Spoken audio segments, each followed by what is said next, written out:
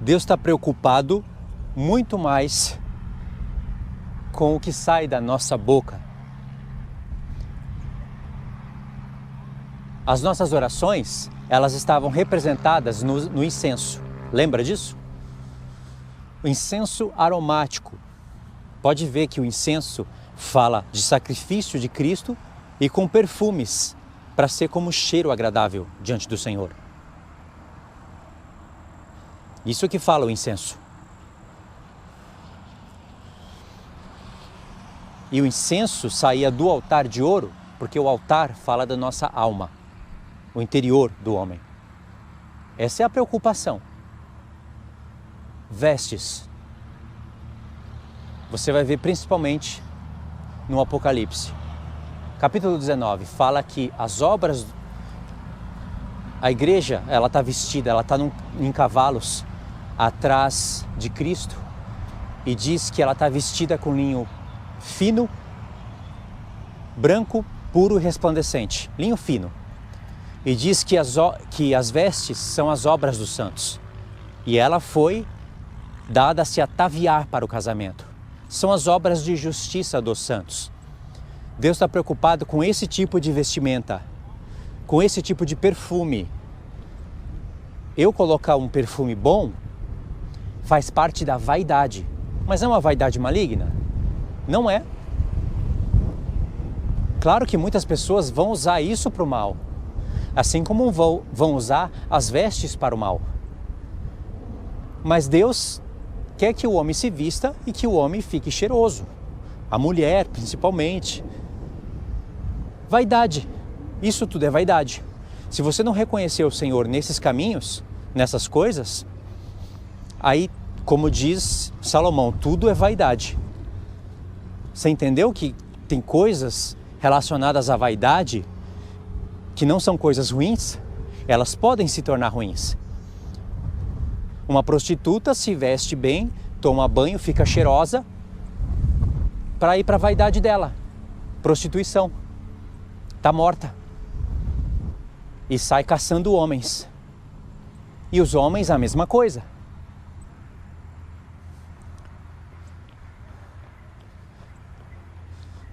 O que Deus ele quer ver no homem realmente são obras justas. É o perfume, o cheiro agradável que sai da nossa oração. E o resto são vaidades. Nós estamos debaixo dela. A comida. Deus fez o alimento para a gente se alimentar. O homem precisa do alimento. Só que isso pode se tornar uma vaidade. Paulo fala em 1 Coríntios 6 que o alimento foi feito para o ventre e o ventre para o alimento. Mas Deus vai desfazer tanto um como o outro. São vaidades. Você pode comer para o bem, para a glória de Deus, ou comer para a sua destruição. Seja como for, é uma vaidade. Entendeu? Só que se você pega essa vaidade, alegrias que Deus deu para os filhos dos homens, e reconhece Deus nelas, aí é aceitável diante do Senhor. Aí Ele vai te dando equilíbrio, entendeu? Aquilo que poderia ser uma vaidade ruim para você, acaba sendo algo bom. Fica estranho eu falar uma vaidade boa, né? Mas se você entende o sentido da palavra vaidade, aí eu posso falar uma vaidade ruim, uma vaidade boa. Aliás, o Senhor não quer que os seus servos fiquem mal vestidos, fedendo, com fome. Mas há ocasiões, em determinados tempos, em que nós vamos estar mal vestido, com fome, fedido. Só que, se for a ocasião da última semana, pregação em Jerusalém, deserto, tempo de humilhação, se for essa ocasião, ainda que os santos vão estar fedorentos, mal vestidos, parecendo mendigos, vão estar com obras justas. Deus vai olhar e vai olhar além daquilo. Ele vai ver você glorificado eternamente. Justo, aquilo é pouco tempo, é um testemunho rápido. ainda que para o homem vai ser sofrido e duradouro, quando você ser glorificado, isso vai passar. Não vai nem se comparar com a glória que vai ser revelada em você. E todo esse assunto que eu estou falando para você, por acaso não está em Romanos 8? A vaidade, a criação sujeita à vaidade, até nós que temos as primícias do Espírito, gemendo junto com toda a criação que está sujeita à vaidade. E aí ele fala da glorificação dos corpos. Toda a criação geme esperando a redenção dos filhos de Deus, a glorificação dos corpos. Porque quando os filhos de Deus alcançarem a redenção, que é a sexta festa do Senhor, no toque da última trombeta, a criação vai ser libertada da vaidade. Compreendeu? E se eu não me engano, é em Romanos 8 também, que está escrito que a glória que em nós há de ser revelada nem se compara com as tribulações que sofremos. E as tribulações que sofremos, lembra que foi dita pelo apóstolo Paulo, aquele que era espancado para lá e para cá, era preso, ele mesmo fala, relata que sabia passar fome, nudez, perigo, espada, e é nesse contexto que ele fala que nada disso pode nos separar do amor do Senhor. Entendeu o assunto da vaidade? O primeiro vídeo é para falar sobre vaidade, para você conseguir discernir através da leitura, através de ouvir a palavra de Deus, quando que a vaidade ela é ruim e quando que ela pode se tornar algo aceitável pelo Senhor. Porque o Senhor quer que a gente se afaste cada vez mais da vaidade, ainda que sabemos que tudo é uma vaidade.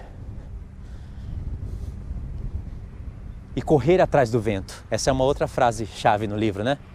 Quantas coisas nós fazemos por vaidade, correr atrás do vento? A única coisa que nós fazemos que realmente vai ter peso e que vai contar para uma glória eterna é quando nós estamos ensinando a palavra do Senhor. Então o Senhor viu, hoje que eu me arrumei, cortei cabelo, comi, tudo isso é uma vaidade. Que precisamos, aliás, estamos sujeitos ou não? Estamos. Por causa do pecado de Adão, toda a criação foi sujeita à vaidade. E Deus, quando criou o homem, sabia que isso iria acontecer. E já havia designado tempos para que o homem vivesse debaixo da vaidade e tempos para que o homem fosse começando a ser liberto do processo da vaidade.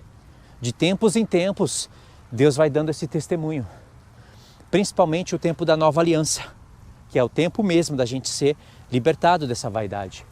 Então, agora temos que saber conjugar as coisas. Vivemos debaixo da vaidade. Hoje eu fiz muitas coisas de vaidade. Só que tudo para ensinar a palavra do Senhor. Se eu aparecesse aqui feio ou bonito, com cabelo arrumado ou não, com uma veste boa ou não, eu teria que ter pelo menos um equipamento para vocês estarem me vendo. Deus não está interessado nisso. Ele deixa eu fazer o que eu escolho fazer. Mas enquanto eu fazia tudo isso, eu estava ouvindo a palavra de Deus. Eu parava e ia meditar. O tempo todo o tempo, ouvindo e meditando. Então isso é aceitável para o Senhor, ainda que devemos reconhecer que vivemos nessa vaidade. Agora olha para o primeiro verso de Eclesiastes. Vaidade de vaidades, diz o pregador, vaidade de vaidades. Tudo é vaidade. Olha para esse texto agora. E aí você vai ver que logo no capítulo 1, Salomão ele vai estar falando das coisas padronizadas da vida, da natureza. Ele vai falar do circuito do vento. Circuito, eu não sei se assim está certo. Dos ciclos do vento, dos ciclos do sol. E aí ele vai falar, os olhos não se cansam de ver, nem os ouvidos de ouvir. Seria bom eu estar lendo isso para vocês.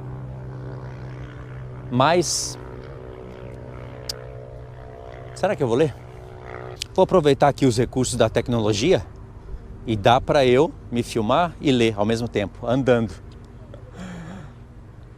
Vamos usar essa vaidade aqui. Olha o texto. Palavra do pregador, filho de Davi, rei de Jerusalém. Eu vou ler tudo aqui, tá bom? Vaidade de vaidades, diz o pregador. Vaidade de vaidades. Tudo é vaidade. Que proveito tem um homem de todo o seu trabalho com que se afadiga debaixo do sol? Olha a palavra-chave. Duas palavras-chave, né? Vaidade e debaixo do sol.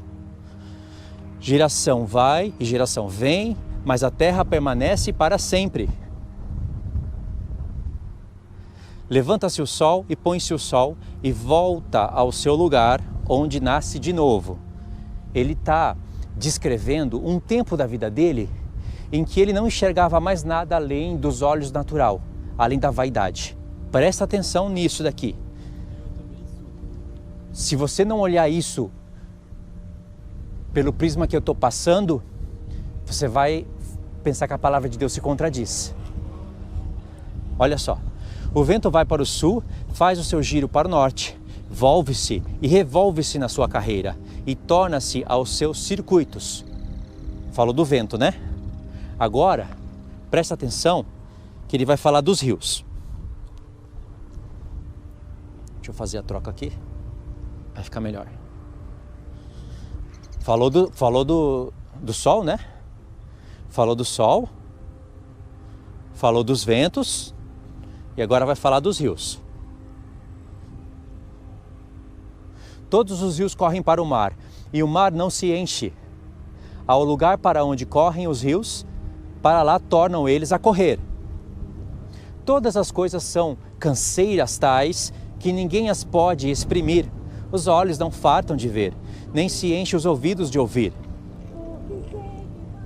O que foi é o que há de ser, e o que se fez, isso tornará a fazer. Não há, pois, nada novo debaixo do sol. Presta atenção nessa frase, que ela vai se repetir algumas vezes. E cada vez que ela se repete com um contexto um pouquinho diferente. Mas olha só o que Salomão está falando. Você vai ter que entender que ele está fazendo uma narrativa do tempo em que ele começou a tropeçar na vaidade. No tempo em que ele mesmo fala que ele se entregou à loucura e à bebedice. No tempo que ele vai falar que ele perdeu o prazer das coisas da terra, das coisas da vida. E aí fica enigmático, né? Fica difícil a gente compreender isso, a gente não levar em conta essas coisas. Olha só o verso 10.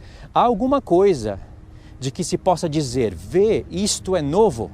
Ele mesmo responde e diz, não, já foi nos séculos que foram antes de nós. Já não há lembrança das coisas que precederam, e das coisas posteriores também não haverá memória entre os que hão de vir depois delas.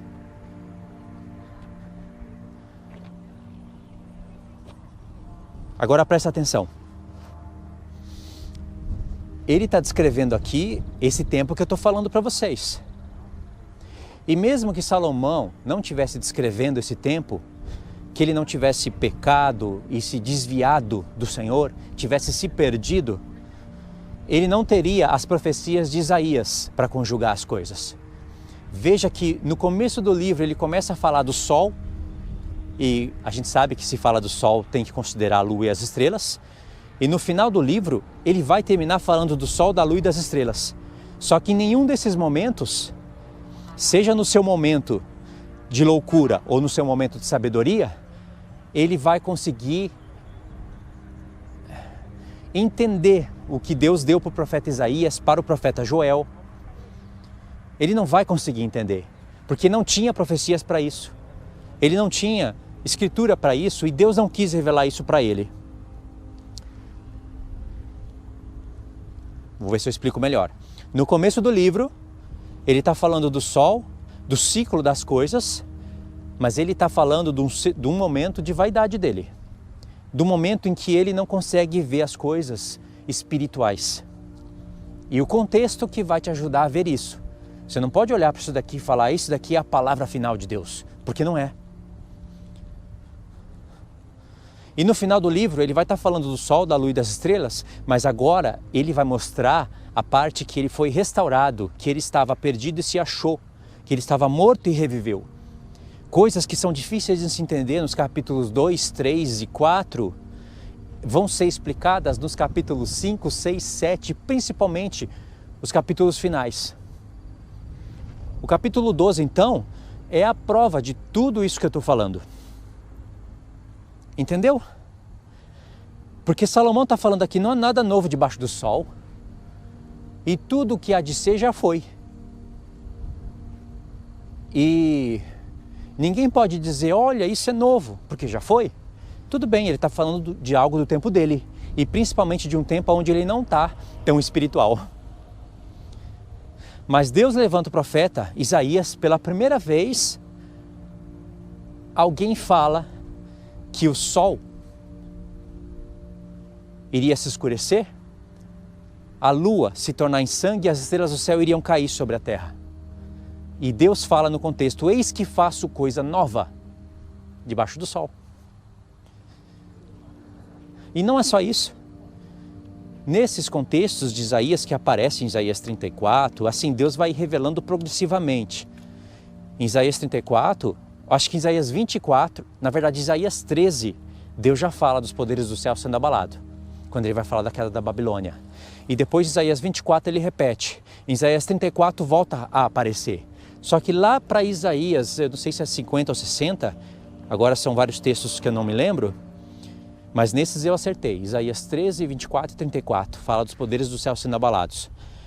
Mas lá para o capítulo 60, eu acho, Deus vai falar que cria novos céus e nova terra. Veja, Salomão não tinha essas informações. O Espírito não está contradizendo a sua própria palavra. O Espírito só está revelando aquilo que Salomão não sabia. Entendeu? E Salomão escreveu aqui e podemos julgar. Ele estava errado. Assim como ele mesmo mostra que estava errado em várias coisas. Compreendeu? Porque o Espírito não pode se contrariar. Não há nada novo debaixo do sol. E ninguém pode dizer, veja, isto é novo, até o tempo dele.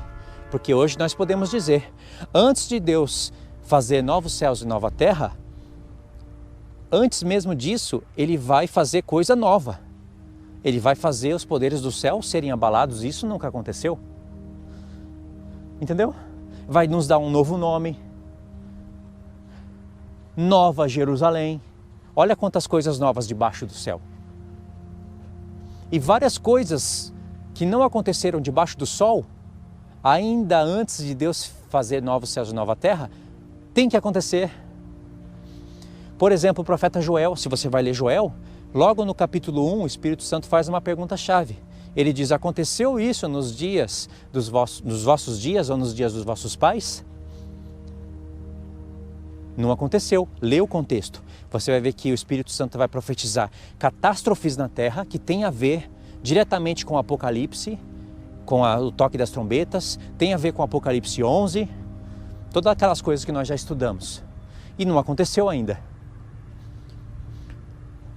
São coisas novas debaixo do sol.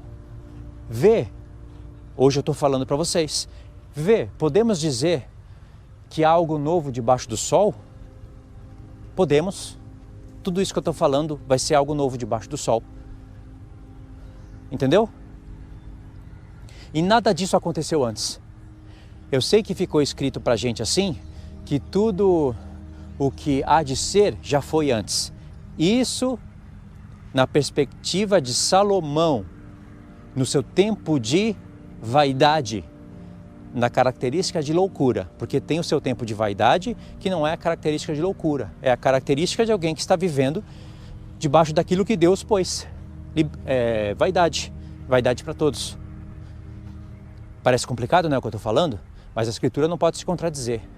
E lá no profeta Joel, Deus fala que vai fazer os poderes do céu serem abalados. Mas antes disso, fala que ele vai derramar do Espírito sobre toda a carne. Isso aconteceu antes? Não. Algo novo debaixo do sol haveria de acontecer. Da perspectiva de Joel para frente. Da profecia de Joel para frente. Hoje, nós sabemos que essa profecia já aconteceu e está em cumprimento. Ela está em ciclo de cumprimento. O derramamento do Espírito Santo. Viu? Algo novo aconteceu, continua acontecendo. E algo novo debaixo do céu vai acontecer.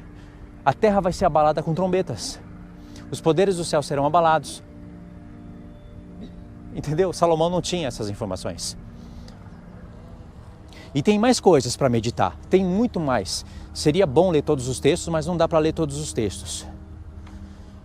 Tudo isso que eu estou falando, eu estou citando de cabeça e vocês podem verificar que essas coisas são assim, né? Olha o verso 12, capítulo 1. Eu, o pregador, venho sendo rei de Israel, ou como diz uma tradução que eu acredito que é a melhor, fui rei de Israel em Jerusalém. Apliquei o coração a esquadrinhar e a informar-me com sabedoria de tudo quanto se sucede debaixo do céu. Este enfadonho trabalho impôs Deus aos filhos dos homens para nele os afligir. Aí tem que entender o porquê que isso é uma aflição, né? Vocês vão acabar entendendo o porquê que é uma aflição por causa dessa ciência hoje. Não vou parar para explicar isso aqui agora, mas tá implícito. Aquilo que é torto não pode endireitar, e o que falta não pode calcular. Errou? Salomão errou. E não pensa que ele ficaria bravo da gente estar corrigindo ele. Porque ele mesmo declara que ele está falando de um tempo de loucura. Um tempo de vaidade ligada à loucura. Verifique isso. Disse comigo, eis que me engrandeci e sobrepujei em sabedoria a todos que antes de mim existiram em Jerusalém. Com efeito, o meu coração tem tido larga experiência da sabedoria e do conhecimento. Ele reconhece isso. Deus deu. Todo mundo reconheceu isso. Apliquei o coração a conhecer a sabedoria e a saber o que é loucura e o que é estutícia. E vim a saber que também isto é correr atrás do vento. Espera aí. A gente aplicar o nosso coração para saber o que é sabedoria e o que é loucura é vaidade? É correr atrás do vento? Não, mas a maneira como ele se predispôs a fazer isso é vaidade e correr atrás do vento. E mesmo assim Deus fez Salomão recuperar o tempo da vida dele, perdido nas delícias dos filhos dos homens, as mulheres, nas idolatrias. Deus é muito misericordioso, e se Deus perdoou Salomão, que foi rei de Israel em Jerusalém, como ele não nos perdoaria hoje?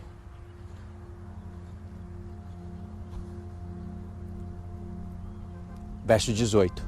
Porque na muita sabedoria há muito enfado, e quem aumenta a ciência, aumenta a tristeza. Pronto. Vou pegar esse texto isolado, vou levar num culto e vou falar que não adianta ler a Bíblia demais. Você está lendo muito, irmãos. Não leia tanto, não. Sabe, para que ler tanto? Para aprender sobre as duas casas, sobre as 7 festas, sobre o livro de Cantares, sobre a transição de alianças. É só enfado isso. Vamos fazer umas batucadas aqui, cantar uns louvores, pular na frente do púlpito, fazer umas orações. Que é isso daí, nisso daí que está a sabedoria. Salomão não está falando nada disso. Mesmo na sua loucura, ele iria discordar dos pregadores de hoje. Então, como se explica o texto? Continua lendo. Não para. Não forma uma pregação aqui em texto isolado. Continua lendo. Disse comigo, aqui entramos no capítulo 2. Disse comigo, vamos. Olha aí, a sabedoria subindo para o coração, e ele mesmo vai mostrar isso. Eu te provarei com alegria, goza, pois, a felicidade. Ele mesmo já fala, mas também isso era vaidade. Do riso disse, é loucura, e da alegria, de que serve? Resolvi no meu coração dar-me ao vinho, regendo-me contudo pela sabedoria, e entregar-me à loucura, até ver o que melhor seria que fizesse os filhos dos homens debaixo do céu. E aos poucos dias da sua vida, o que ele está falando aqui? Que ele se entregou ao vinho. Ele queria sentir a sensação de quem fica bêbado, de quem fica alegre, mas sendo guiado pela sabedoria que Deus deu. Ele não abandonou isso. Pode ter perdido muito, mas não abandonou de tudo.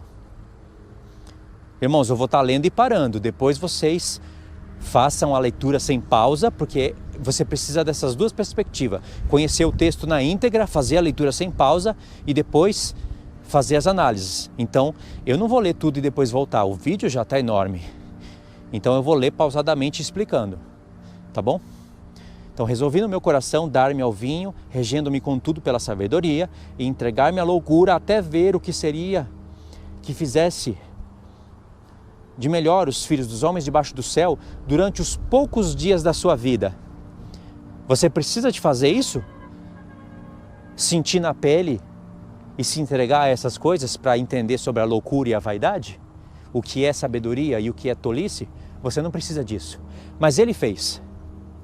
E fazendo, ele confessou. Isso é vaidade e correr atrás do vento.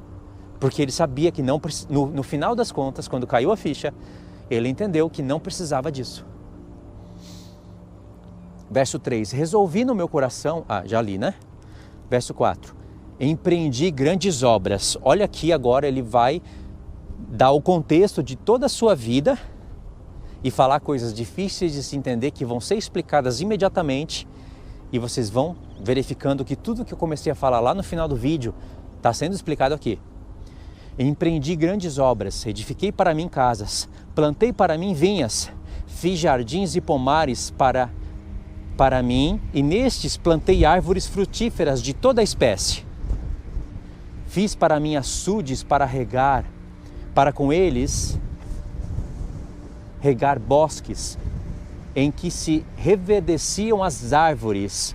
O que Salomão fez até aqui? Cuidando na natureza, com grande sabedoria. Isso é vaidade? Não. Isso é coisa bonita, coisa linda. Com certeza, o jardim que Salomão fez seria 1000 vezes melhor do que isso daqui que vocês estão vendo. Muito mais belo. E ele não só fazia, mas explicava as questões de tudo. Das árvores, da água, das plantas. E todos iriam ouvindo e se admirando. Um passarinho vinha, pousava na árvore e ele tirava uma parábola dali. Um vento batia na água, olha, ó, a água está vindo para cá, o vento está vindo dali, o sol está aqui, o gramado está aqui. Ele já começava a explicar tudo. Esse era Salomão. Está escrito, 1 Reis, capítulo 6, 7, 8, pode verificar. Tirava a parábola de tudo. O que tem na nossa Bíblia é o que seria necessário para a gente compreender. Mas Salomão, ele fez 1005 provérbios. Tem um cântico na palavra de Deus, que é o cântico principal, o livro de Cantares, é o cântico dele. Mas ele fez 3.000 cânticos, se eu não estiver enganado. O que tem na nossa palavra é o resumo e o principal. Então ele cuidou da natureza, não tem nada de errado. Bênção pura. Agora continua. Fiz jardins e pomares para mim e nestes plantei árvores frutíferas de toda espécie. Fiz para mim açudes para regar com eles os bosques em que reverdeciam as árvores. Comprei servos e servas e tive servos nascidos em casa. Também possuí bois e ovelhas, mais do que possuíram todos os que antes de mim viveram em Jerusalém. Paramos no verso 8. E aí diz assim: amontoei também para mim prata e ouro e tesouros de reis e de províncias. Lembra? Prata, ouro. Ele não vai falar aqui, eu amontoei mais do que falava o livro da lei e com isso eu pequei, porque eu fiz com que a prata em Jerusalém não valesse nada, fosse como as pedras da rua. Isso está escrito. E isso também caiu na conta do pecado, porque em Deuteronômio, não sei se no 17, diz que um rei não poderia multiplicar muito ouro e muita prata para si. E aqui ele está falando que ele começou, ele se entregou à vaidade e quis provar o que é sabedoria, o que é loucura. No início do livro ele fala isso, né? No início do capítulo. E aí no verso 9 diz: engrandeci-me e sobrepujei a todos os que viveram antes de mim em Jerusalém. perseverou também comigo a minha sabedoria. Ele não perdeu tudo. Ele diz que perseverou a sabedoria. Senão também ele não iria ter capacidade para compreender o que é loucura e o que não é. Só que essa sabedoria que perseverou com ele é uma sabedoria onde ele estava impedido de saber coisas mais profundas. Verso 10. Tudo quanto desejaram os meus olhos, não lhes neguei. Nem privei o coração de alegria alguma, pois eu me alegrava com todas as minhas fadigas. Olha só, ele falou de alegria, que ele se alegrava.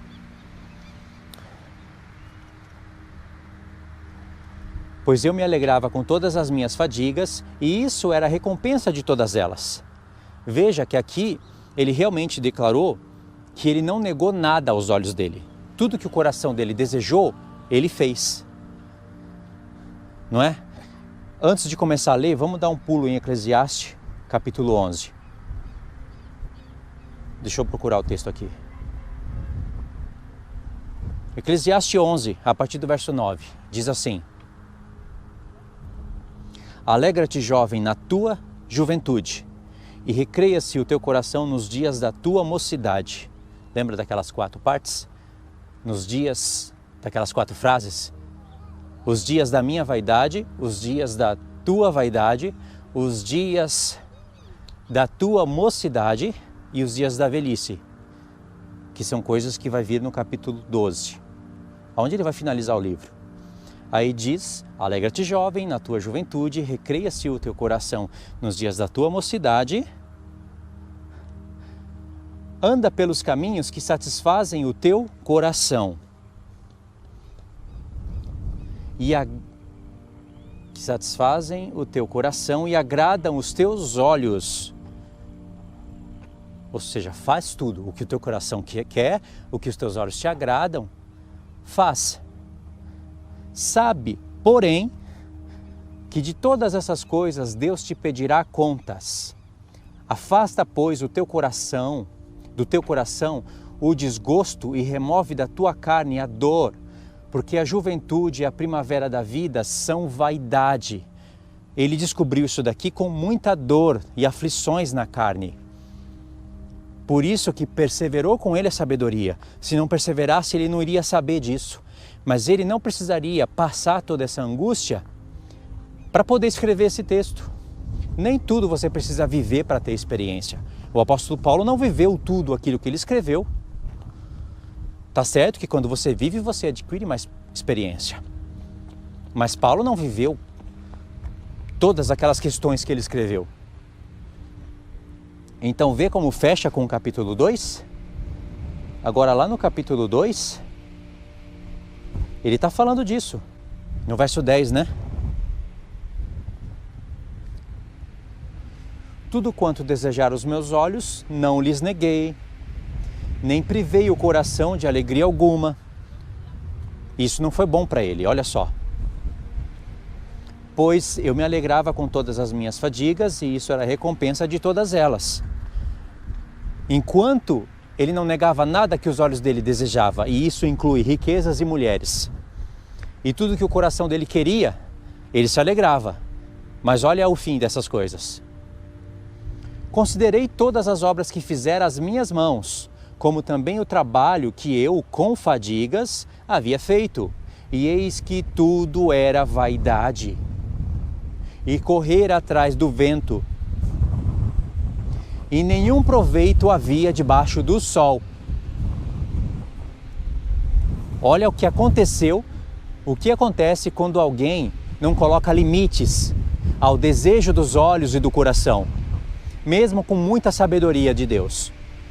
Então passei eu a considerar a sabedoria e a loucura, e a estutícia. Que fará o homem que seguir o rei? O mesmo que outros já fizeram. Então vi que a sabedoria é mais proveitosa do que a estutícia, quanto a luz traz mais proveito do que as trevas. Olha aí a sabedoria dele, perseverando com ele, mesmo na sua vaidade inclinada para loucuras. Os olhos do sábio estão na sua cabeça, mas o astuto anda em trevas. Contudo, entendi que o mesmo lhe sucede a ambos. Pelo que disse eu comigo, como acontece ao astuto, assim sucede a mim. Por que, pois, busquei eu mais a sabedoria? Então disse a mim mesmo que também isso era vaidade. O que é vaidade? E que sabedoria é essa que ele está falando? Não é a sabedoria do céu. Salomão não está falando, o que me adiantou buscar a sabedoria de Deus? Foi tudo vaidade correr atrás do vento. Ele está falando da sabedoria entre os filhos dos homens. Tudo aquilo, o que agrada aos olhos e alegra o coração. Você pode edificar uma floresta e campos e rios com a sabedoria que Deus te deu e também conquistar os corações de mulheres, até mesmo por causa das suas obras de sabedoria. Se não houver limites para isso e se você não começar a enxergar Deus em tudo isso, tudo é vaidade correr atrás do vento. Porque assim como esses grandes sábios e arquitetos fazem tudo isso, se alegram e vão para o Sheol, para a sepultura, assim também os pobres vão para o mesmo lugar. E nisso Salomão começou a tropeçar, porque ele perdeu a essência das coisas. Essência que Deus ia restaurar na vida dele. Lembra de Cantares? Fico até tentado de falar isso aqui, mas aqui é muito bonito, irmãos. Então vamos lá. Verso 16. Pois tanto o sábio como o astuto, a memória não durará para sempre. Pois, passados alguns dias, tudo cai no esquecimento. Olha o aborrecimento dele aqui. Morre o sábio e da mesma sorte o astuto. Pelo que aborreci a vida, pois me foi penosa a obra que se faz debaixo do sol.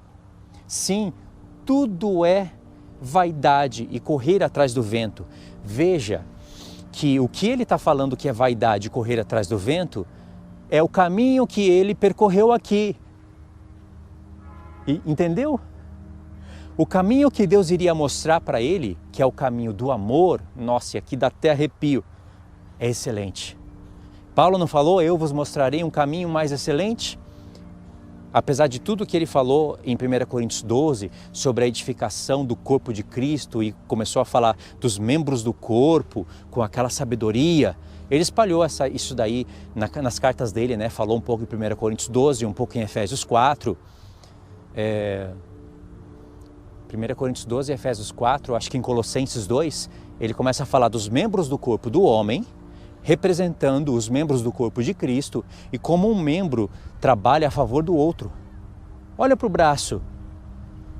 Eu estou segurando aqui a câmera com o braço direito e o celular com o braço esquerdo. E qualquer tarefa que eu for fazer, o meu braço direito é mais habilidoso, assim como a minha perna direita. Mas são gêmeos. Só que um é mais habilidoso. Só que o braço mais habilidoso, que tem um braço, 5 dedos, igualzinho o braço esquerdo, o braço mais habilidoso precisa do menos habilidoso. O braço habilidoso não pode dizer para o menos habilidoso, eu não preciso de você. Ainda que você é gêmeo, eu sou mais habilidoso. E o menos habilidoso não pode falar, você pode ser mais habilidoso, mas você precisa de mim. Um não pode se gloriar contra o outro. Porque Deus fez assim os membros do corpo de Cristo. Ainda que haja uma pessoa idêntica a você, e que você seja mais habilidosa do que ela, se ela entrar no seu caminho, você precisa dela. Isso é só comparando um braço com o outro. Paulo faz a comparação dos olhos com os pés, dos olhos com o ouvido, da cabeça com os pés. E tem os membros inferiores não, os membros interiores. É muita sabedoria criada no corpo humano. Entendeu?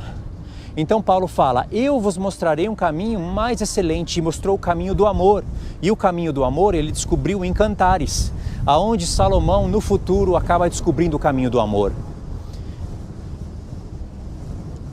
Quando Salomão se havia perdido por causa dos seus pecados em vaidade excessiva, sem o controle do Espírito Santo, porque ele não negou nada para os seus olhos, nada do seu coração, e isso lhe foi tropeço, ele se perdeu na vida. Ele não conseguia enxergar Deus na natureza, não conseguia enxergar amor. E depois de tudo isso, é que ele vai ter um encontro com a Sulamita. E aí Deus vai fazer Salomão se achar. E o amor que ele havia perdido, Deus vai restaurar.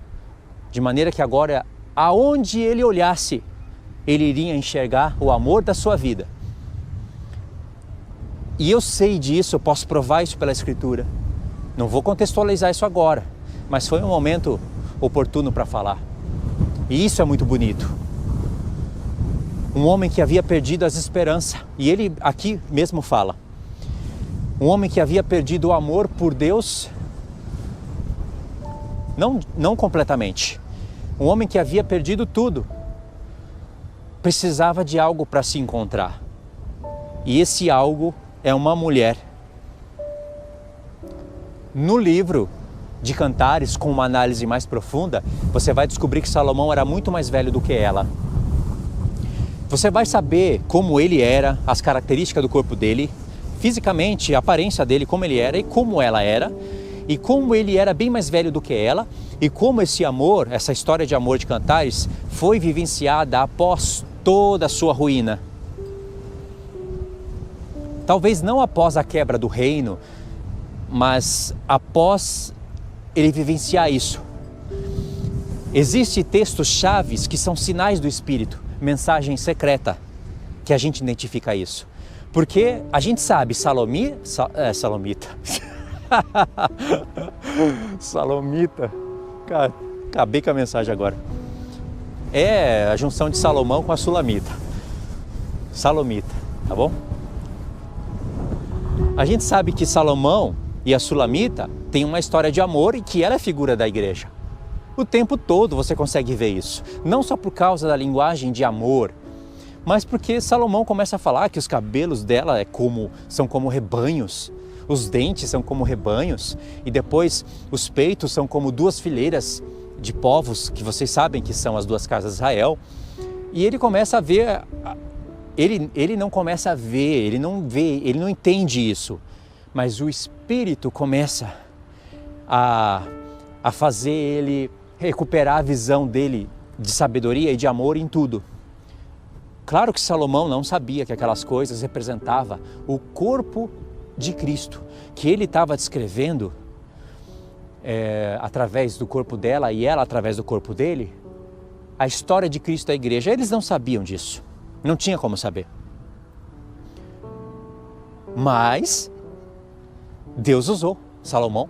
Assim como Deus usou Salomão para escrever Eclesiastes capítulo 12, para falar coisas espirituais a respeito do sol, da lua e das estrelas, que ele não sabia plenamente do que estava falando, mas sabia alguma coisa ali que estava escrevendo. Até Paulo fez isso.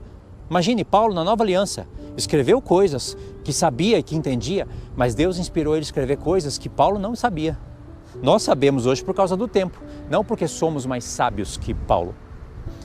Você está entendendo? Irmãos, fui para muito longe agora, né? Mas então, Salomão aqui no verso 16, ele está mostrando que ele perdeu a esperança. Pois ele disse, no verso 16, vou recapitular: pois tanto o sábio como o astuto, a memória não durará para sempre, pois passados alguns dias cai no esquecimento. Será que ele não tinha o livro de Moisés aqui nesse tempo?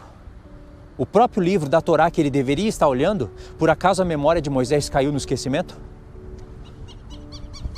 Agora, se for falar da sabedoria e de homens sábios entre as nações, aí sim, a memória de muitos cai no esquecimento. Mas nós não conhecemos grandes homens sábios que não têm o Espírito de Deus, mas que eles são lembrados durante gerações? Nós conhecemos, eu não vou ficar citando nomes aqui. Então Salomão aqui, ele não está equilibrado. E você pode ver isso. Morre o justo e morre o tolo. O que ele quer? Ele queria que o sábio não morresse? Ele está descrevendo um momento desequilibrado da vida dele, E a prova disso é que ele vai ajeitando isso nos contextos. Assim, são momentos. Imagine você assistir aquele seriado onde ele vai transitando passado, presente e futuro. Aquelas cenas. É quase aquela mesma coisa que eu expliquei para vocês no estudo de Cantares. Então, verso 17. Pelo que aborreci a vida, odiou, perdeu o prazer. Pois me foi penosa a obra que se faz debaixo do sol. Sim, tudo é vaidade correr atrás do vento. Não acabou aqui. Verso 18. Também aborreci todo o meu trabalho com que me afadiguei debaixo do sol, visto que o seu ganho eu havia de deixar a quem viesse depois de mim. E quem pode dizer, será sábio ou astuto? Contudo, ele terá domínio sobre todo o ganho das minhas fadigas e sabedoria debaixo do sol. Também isto é vaidade. O que é vaidade? Uma pessoa vir depois da outra e não agir com sabedoria e botar tudo a perder, ou o pensamento que ele está tendo? Aqui está a chave. Essas duas coisas são vaidade. Ele não está falando que é somente vaidade alguém vir depois de você e botar tudo a perder. Não. Isso é vaidade, porque é uma coisa penosa, é uma coisa vã que acontece debaixo do sol. Você trabalha, outra pessoa vem depois de você e bota tudo a perder. Mas você pensar como ele está pensando também é vaidade. Por quê? Porque se Davi pensasse como ele, o que ele iria edificar? Se todos os homens pensassem como Salomão, então eles não iriam mais edificar a natureza, porque vem outro e destrói. Então para que eu vou reinar agora no meu tempo e fazer o que é bom aos olhos do Senhor? Outro virá depois para destruir. No próprio livro da lei já estava profetizado a ruína de Israel e a glória de Israel. Se ele atentasse para o livro da lei, ele iria entender que a ruína diz tanto a elevação de Israel como a ruína veio no contexto e na vida dele por causa das obras dele. Assim como um dia ele agradou a Deus com a sua oração, pedindo sabedoria para Deus, e Deus se agradou tanto disso que deu sabedoria e deu tudo que ele não pediu, e Jerusalém foi edificada com tanta sabedoria, com tanto amor, que passou a ser rainha da terra. Jerusalém passou a ser rainha. Nunca aconteceu antes o que aconteceu com Jerusalém, e nunca voltará a acontecer, a não ser que venha Cristo, para cumprir plenamente o que Salomão, filho de Davi, fez figuradamente. Entendeu? Nossa, é tanta coisa que eu me perdi agora. Passou um homem correndo aí atrás do vento. E tá ventando hoje, hein? Tudo é vaidade. Passou aqui falando, me atrapalhou. Vaidade. Meu Deus, qual era o ponto?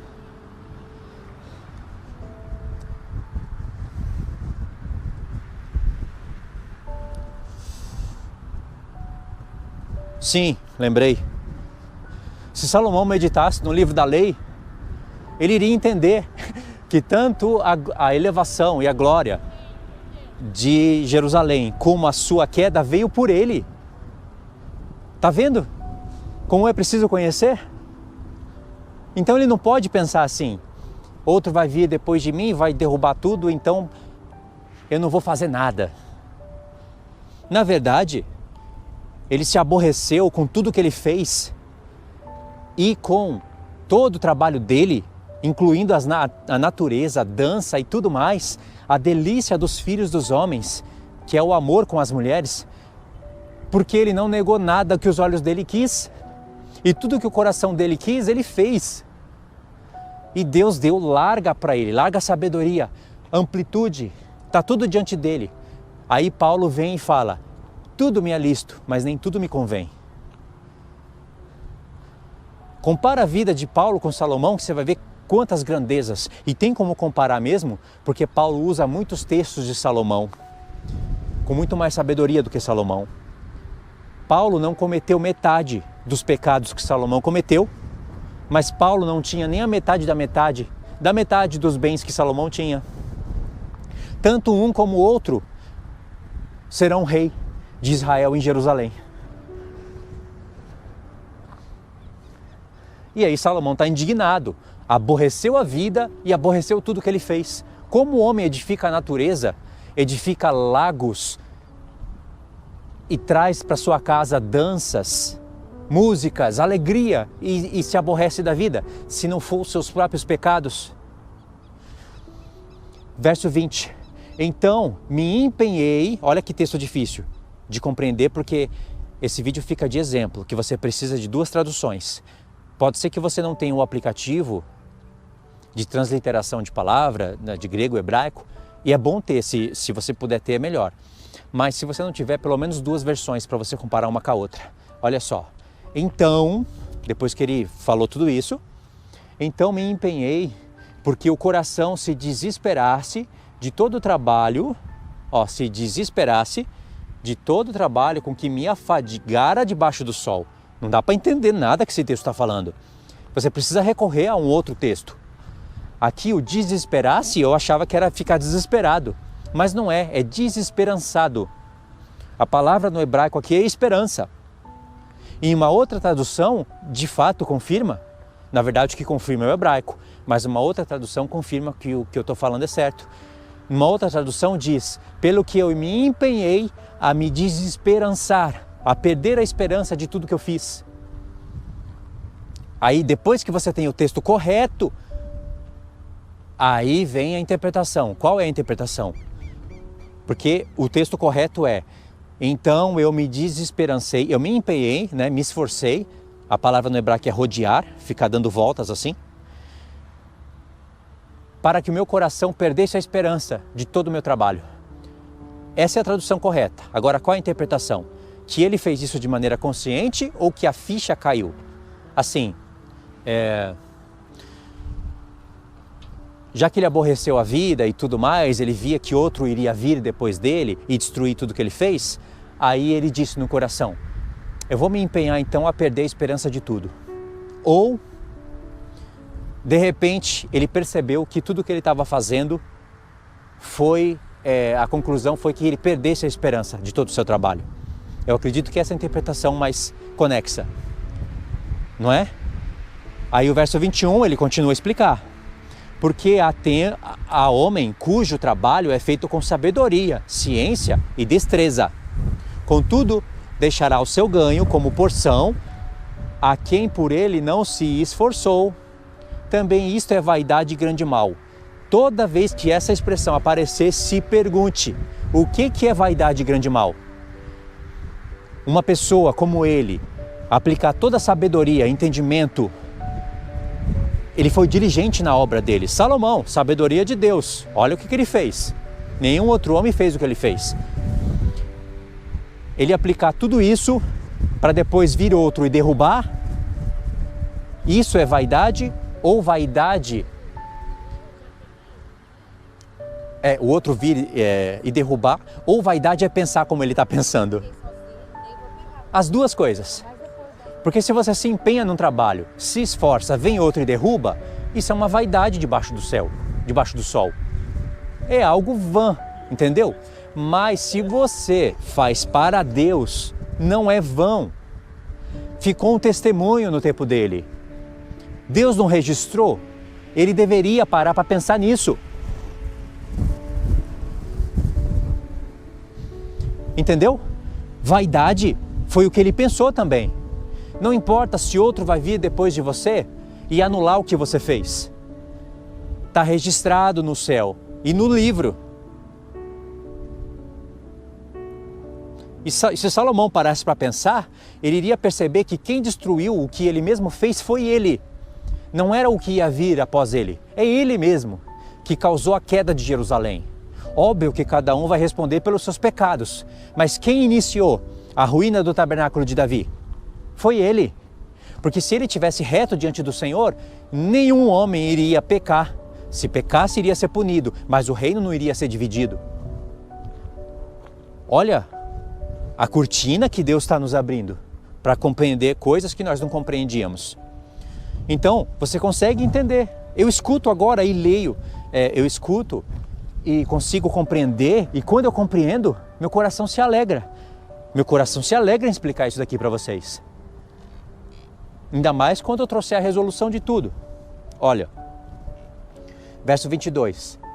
Pois que tem o homem de todo o seu trabalho e de fadiga do seu coração, em que ele anda trabalhando debaixo do sol? Porque todos os seus dias são dores e o seu trabalho desgosto. Até de noite não descansa o seu coração. Também isto é vaidade, e é realmente vaidade. Porque o coração à noite tem que descansar. E ele mesmo fala que encontrou alegria nas coisas. Entendeu? Ó, verso 24. Agora ele vai começar a ajeitar as coisas. Ele estava falando sobre um tempo de ignorância dele. Agora ele vai ajeitar as coisas aqui e ele vai fazer isso com mais excelência no capítulo 5, 7 e 9. Onde ele vai elogiar essas coisas aqui. Ou seja, o homem trabalhar, edificar, produzir, ele vai elogiar. Vai falar que isso é dom de Deus. Mesmo com as vaidades nas quais nós estamos sujeitos. Aí o verso 24. Olha só a conexão. Nada melhor para o homem do que comer, beber e fazer com que a sua alma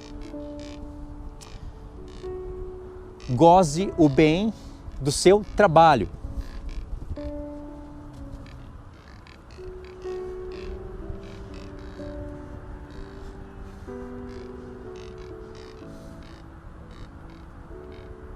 No entanto, vi também que isto vem da mão de Deus.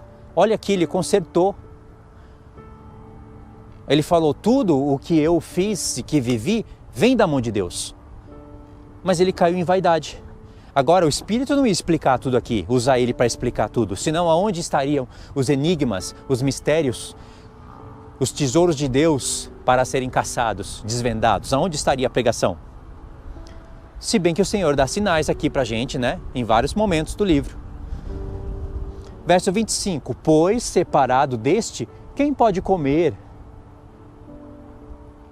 Ou pode se alegrar? Porque Deus dá sabedoria, conhecimento e prazer ao homem que lhe agrada. E está escrito que Salomão agradou a Deus, quando ele foi pedir sabedoria para Deus. Mas ao pecador dá trabalho para que ele ajunte e amontoe, a fim de dar àquele que agrada a Deus. Também isto é vaidade e correr atrás do vento. Aqui está a chave do que eu estou falando o tempo todo a respeito de vaidade e correr atrás do vento. Olha, leia com atenção. Aqui você fecha os pontos. Porque Deus dá sabedoria, conhecimento e prazer ao homem que lhe agrada. Mas ao pecador dá trabalho para que ele ajunte e amontoe, a fim de dar àquele que agrada a Deus. Também isto é vaidade e correr atrás do vento. O que é vaidade e correr atrás do vento? Deus dá sabedoria para o homem que lhe agrada? E fazer com que o pecador ajunte para dar para aquele que lhe agrada? Os atos de Deus aqui não são vaidade. Vaidade é o pecador, ou seja, aquele que transgride a lei, que não quer obedecer a Deus. E aí Deus faz ele ajuntar para dar para outro que lhe agrada. Isso é vaidade, porque o pecador deveria entender o que Salomão não estava entendendo. Salomão está falando aqui, é um trocadilho de palavras do Espírito. Salomão está falando, eu agradei a Deus, Deus me deu tudo, e eu não neguei nada, juntei tudo. Só que outro vai vir e vai tomar posse. Mas ele mesmo falou, se outro vir e tomar posse, é porque está em estado de pecado. Aí Deus tira do pecador e dá para quem está lhe agradando. Tá vendo o trocadilho? E aí vem Eclesiastes capítulo 3, aonde Salomão vai falar de tempos determinados para todo propósito. Irmãos, todo esse tempo que eu falei aqui até agora não concluiu o estudo. E a bateria já está acabando e é a última que eu tenho. Eu já troquei 3. Então, é o seguinte, não acabou o tema da vaidade ainda. Eu vou continuar ele no próximo vídeo. Mas aí, na parte 2, é o vídeo que eu vou falar da sabedoria, lembra? E eu disse lá no começo do vídeo que ao falar da sabedoria, eu iria ter que falar da vaidade. E ao falar da vaidade, eu iria falar da sabedoria, lembra? Então no vídeo 2, aonde eu vou falar da sabedoria, eu vou concluir o tema da vaidade. Porque, aliás, quando a gente está falando da vaidade, tem que falar da sabedoria e vice-versa. E aí no vídeo 3, eu vou concluir aquele pensamento para vocês. Aonde Salomão se perdeu, espiritualmente ele morreu e Deus o fez encontrar. Deus fez Salomão reviver. Isso é muito bonito, porque isso foi através do amor para com uma mulher, mas agora é o amor por uma única mulher. É um amor aonde esse amor descreve a história de Cristo e a igreja. Aí as coisas mudam. Aí toda a natureza que Salomão edificou, que ele havia perdido o prazer, e todo o trabalho que ele fez começa a voltar a ter significado. E aí para onde ele olha, ele enxerga o amor da sua vida. E aí nós vamos pegar os textos-chave para nós compreendermos que essa história de amor foi depois que Salomão vivenciou o pecado. E aí tem textos que são inegáveis. Vocês vão saber. Porque, como eu disse antes, esqueci de concluir, fato é que Salomão e a Sulamita viveram uma história de amor. Agora a pergunta é, quando? Foi durante o seu reino, ou melhor dizendo, foi antes do seu reino, antes dele edificar a casa de Deus? Foi durante o seu reinado ou foi depois? Por todos os textos que eu li, eu compreendi que ele pode ter conhecido a Sulamita antes e que ele teve uma paixão por ela. Mas ele continuou tendo mulheres. Ele teve todas aquelas mulheres. Na história de Salomão com a Sulamita, no primeiro momento, Salomão parece que rejeita ela. No segundo momento, é ela que rejeita ele. Diferentemente de Cristo, que nunca rejeitou a igreja.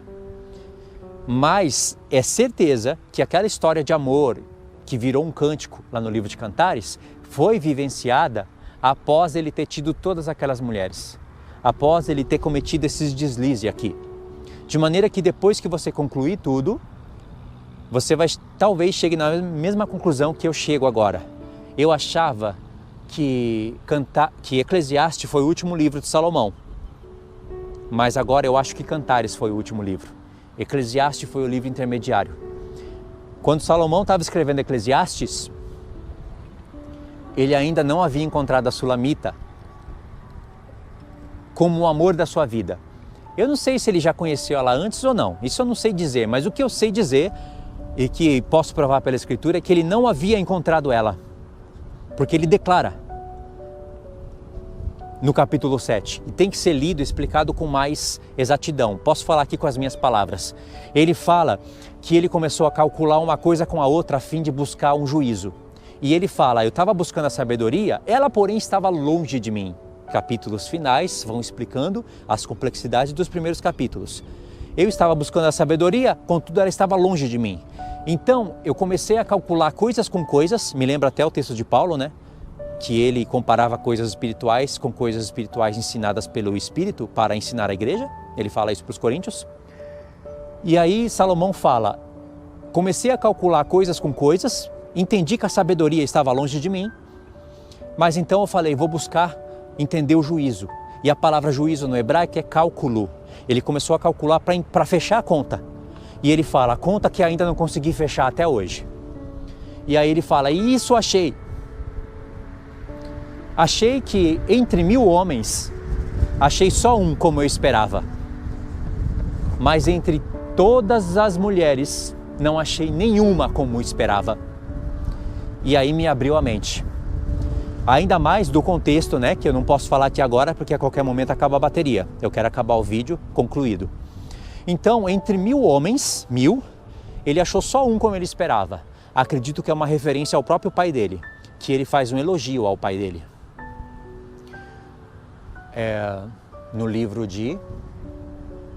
No próprio livro de Eclesiastes, ele faz um elogio ao pai dele. Eu não sei se aqui ou no livro de Provérbios. Eu escutei todos os três. Mas tudo bem, eu tenho os textos anotados. E tudo bem ele falar que entre tantos homens ele encontrou só um, entre 1000 ele encontrou só um. Mas entre tantas mulheres, que faz referência a todas que ele teve, ele falou, não achei nenhuma como eu esperava. E isso não pode ser depois da Sulamita, irmãos. Porque ele falou que a Sulamita é a mais formosa de todas as mulheres. Ele olhava para a natureza e enxergava ela em tudo. E tudo que ele olhava nela, ele pensava numa forma romântica e uma forma de parábola para expressar o seu amor, aonde o amor de Cristo era expressado pela igreja e vice-versa. E ele declarou no livro de Cantares que nem as muitas águas poderiam apagar aquele amor. Porque aquele amor foi o amor que restaurou a vida dele. É o amor que fez ele ter prazer em tudo. Nos gados, nas ovelhas, nas cabras, na plantação, nas águas, em tudo que, em Eclesiastes capítulo 2, ele disse que perdeu o prazer e aborreceu a vida.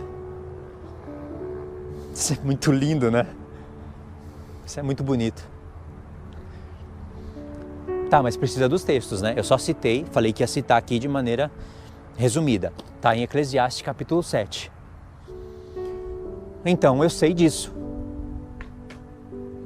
Se nem as muitas águas poderiam apagar aquele amor, e é um amor que é duro como a morte, forte como o Sheol, e há uma explicação profética para isso, então, tudo que ele viveu não poderia apagar o amor dela. Para ele chegar aqui e falar, não encontrei nenhuma como eu esperava. E ele falou, eu comparo uma coisa com a outra, a sabedoria que eu achava que eu tinha estava longe, e o juízo que eu estava procurando eu ainda não encontrei. Mas calculando tudo, eu encontrei isso. Entre 1000 homens eu encontrei um, como eu esperava. Mas entre tantas mulheres, eu não encontrei nenhuma. O que Salomão estava procurando? Depois que ele entendeu que tudo é vaidade, que ele viveu na vaidade, que nós estamos debaixo da vaidade e Deus pode nos dar alegria debaixo dela. Depois que ele entendeu que a sabedoria estava longe dele, na verdade, e ele começou a se restaurar e escrever esse livro para falar das coisas do reino e tudo mais, aí ele começou a procurar uma coisa, um homem e uma mulher. Na verdade, ele estava querendo se encontrar. Ele encontrou o pai dele como referência, que com uma dupla referência fala de Cristo. Mas ele estava querendo se encontrar e encontrar uma mulher. E ele fala, eu não encontrei esse cálculo ainda. Então Deus traz para ele a Sulamita, faz ele viver esse amor. E muitas vezes em Cantares, quando está escrito meu amado, não é isso que está escrito no original.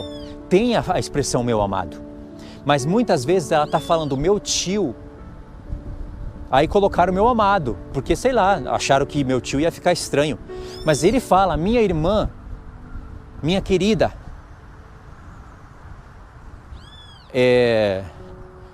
Ele chama ela de irmã, como uma amiga, né? Uma espécie, um amor também, como por uma irmã. Assim, um marido pode sentir o amor pela mulher como um amor de uma irmã. Pode, um carinho muito grande.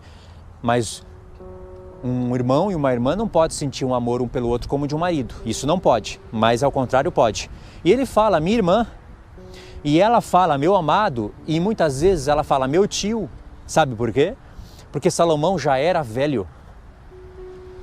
Mas ele era um homem que estava se recuperando com Deus. E esse amor foi a conta. Foi aonde ele fechou o cálculo. Foi aonde eu acredito que ele escreve o seu último relato, livro de Cantares. E ali ele profetiza, vocês sabem, né? Que ele profetiza tudo sem saber o que estava acontecendo.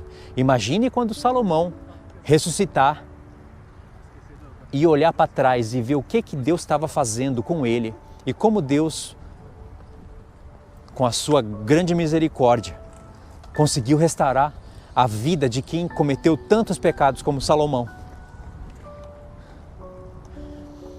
Muitas lições a gente pode tirar daí. Mas tudo bem, vou parar o vídeo aqui, tá bom? Na parte 2, eu vou falar sobre a sabedoria, mas não vai ser muita coisa, porque eu já falei bastante coisa aqui. Talvez eu vou ler os textos que eu estou devendo E a parte 3 vai ser para contextualizar melhor esse amor, a morte e a ressurreição de Salomão, que tem a ver com o amor que não tem fim. Tá bom? Agora você, após ter escutado o vídeo, você precisa escutar o livro ou ler. Pode ler, é melhor lendo. Eu escuto, mas eu escuto muitas vezes, então acaba valendo por leituras. Mas você pode ler. Se você tiver paciência para escutar muitas vezes como eu, pode ser também. Leia e faça essa conta. Talvez verifique esse vídeo de novo, que você vai entender o que eu estou falando. E você não vai mais se confundir. Eu sei que tem muitas coisas aqui para explicar, por isso que precisa da parte 2 e 3. Mas tudo que estava complicado, descomplica agora. Quando Salomão fala que o homem não é mais que o animal, porque os dois têm o mesmo fôlego de vida e os dois vão para debaixo da terra, parece que Salomão está perdido, sabe? Parece que essa é a palavra final de Deus e a gente não está entendendo o que ele está fazendo. Sendo que no final do livro ele mostra distintamente que Deus há de trazer a juízo todas as coisas.